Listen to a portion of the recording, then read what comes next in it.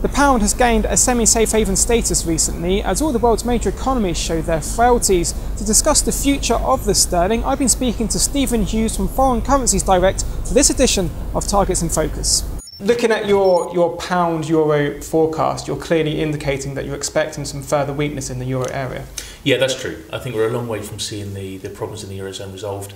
It seems to me that they're trying the same thing over and over again and expecting a different result, which we're not seeing. The latest reports show that the Eurozone economy is still contracting, far more so than we're seeing in the UK. So I think sterling's got some value to gain over the Eurozone, particularly in the next 12 months.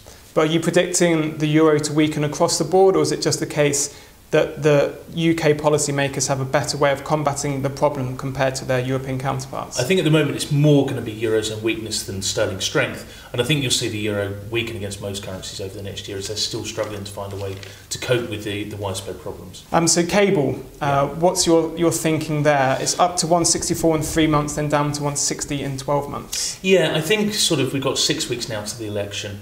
I do think we're going to see the dollar continue to weaken during that period and probably for a short time after. A lack of decision making.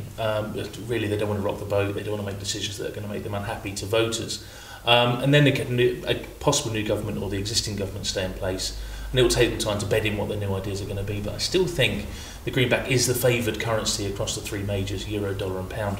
And as a result, we'll see some strength on the back of that. Do you expect the greenback to work as a safe haven, even if there are problems with the US budget?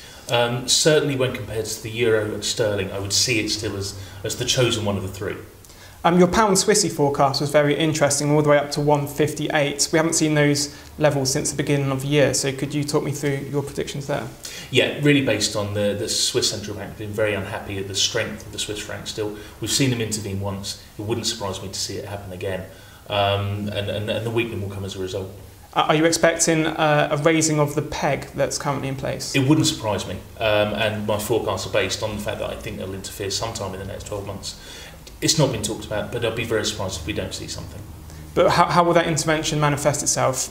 The raising of the floor, or just through currency interventions like they've done previously to that? It could be a combination of both. I think the intervention will come first, and if they need something more formal, then the peg may come at later.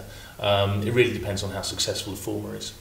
Generally speaking, what's your perceptions of sterling going forward over the next 12 months? Are you relatively bullish for the sterling compared to its other major counterparts? My predictions say, I think against the euro, yes. I'm fairly confident that we're going to see some strength. Against the dollar, I think we'll see weakness. Really caught in limbo. We found out yesterday it was still in recession, minus 4%, and I think the next quarter at least, and possibly going into next year, we'll find ourselves continuing to be in recession. It's going to be a difficult 12 months, but I think we will do well against some currencies and poorly against others, as we've seen recently.